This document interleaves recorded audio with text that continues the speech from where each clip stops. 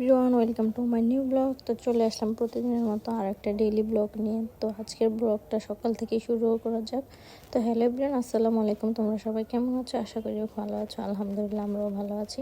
তো আজকে সকালের নাস্তা ছিল বউয়া, আর সাথে ছিল 2 রকমের ভর্তা। একটা হইতেছে শুটকি ভর্তা আর একটা হইতেছে রসুন ভর্তা, সাথে ছিল পেঁয়াজ দিয়ে ডিম ভাজা।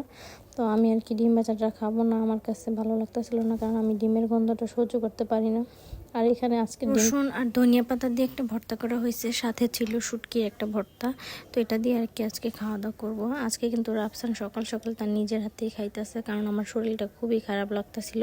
তারপর ওর আব্বু বললো যে বাবা তুমি তোমার হাতে খেয়ে নাও, তোমার আম্মুর শরীরটা ভালো না। তো আমার ছেলে কিন্তু মাশাআল্লাহ সুন্দর মতো আমার কথাটা শুনেছে। তারপর আর কি এখানে খাওয়া দাওয়া শেষ করার পরে একটা আম কেটে নিয়ে আসলাম। এটা হইতেছে গাছের একটা পাকনা আম। এটা আর কি রাফসানারে দিয়েছিল একজনে।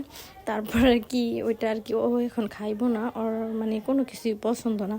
ও শুধু মানে চোখের দেখাটাই ওর হইতেছে আসল। তারপর ওর নানু আর কি বললো যে আমগুলি মিষ্টি, তো রাফসানের এটা দিও কাইটা। তারপর আমরা দুইজন আর কি কাইটা খাইয়া নিতেছি। আমের কালারটা মাশাআল্লাহ দেখতো যত সুন্দর, খাইতেও কিন্তু অনেক মজা ছিল। তারপরে এখানে আবার তামিমা বাসার থেকে রাফসানের বড় ফুপ্পি পরোটা, সাথে ছিল মিষ্টি, তারপরে ডাল ভাজি। মানে আজকের খাবারটা কিন্তু খুবই মজা ছিল। তো এটা আর কি ওর ফুপ্পি সকালবেলা আর কি পাঠাইছে, সাথে পাঠাইছে কাজির যাও, তারপরে হয়েছে ভর্তা, এগুলো আর কি পাঠাইছে। এখানে আবার আমার যেহেতু ডাক্তার প্রতিদিন আবার একটা করে ডাব খাইতে বলছে, তো এখন আর কি রাফসান আব্বু ঘুম থেকে উঠেই আমার জন্য ডাব কাটতেছে। কারণ তোমরা কিছু মনে করো না, তারও খুব গরম লাগতেছিল, আবার কারেন্টও ছিল না। তো এইভাবে বসে আর কি ডাব কাটতেছে। এখানে রাফসানও দাঁড়ায় দাঁড়ায় দেখতেছে।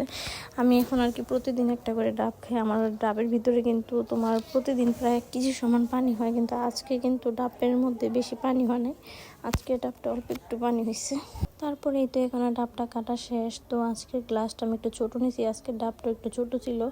তো আর কি বেশি পানি না দেখে ছোটো গ্লাস নিয়েছি। তো বললাম যে এখানে আর কি ডাবের পানিগুলো একটু খাইয়ে কমায় নিতে, না হলে আবার পইরেও যাইতে পারে।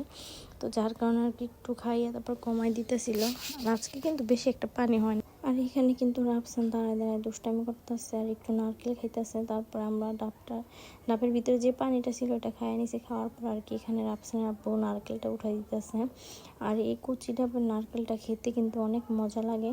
তো এখন আর কি উঠাই দিতেছে। আমি আর রাফসান বসে বসে খাইতেছি, আর সে এখন কষ্ট করতেছে আমাদের জন্য।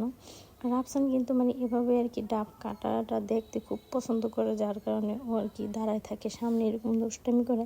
ও কিন্তু ডাবের পানি খাইতে একদমই পছন্দ করে না, কিন্তু নারকেলটা মাঝে মাঝে খায় আর কি, যখন ওর ইচ্ছে হয় তখন আর কি খায়। তারপরে সব কিছু কাটাকাটি শেষ হওয়ার পর আজকে দুপুরে খাইতেছিলাম খিচুড়ি আর গরুর মাংস। তো আজকের খিচুড়িটা কিন্তু খুবই মজা হয়েছিল।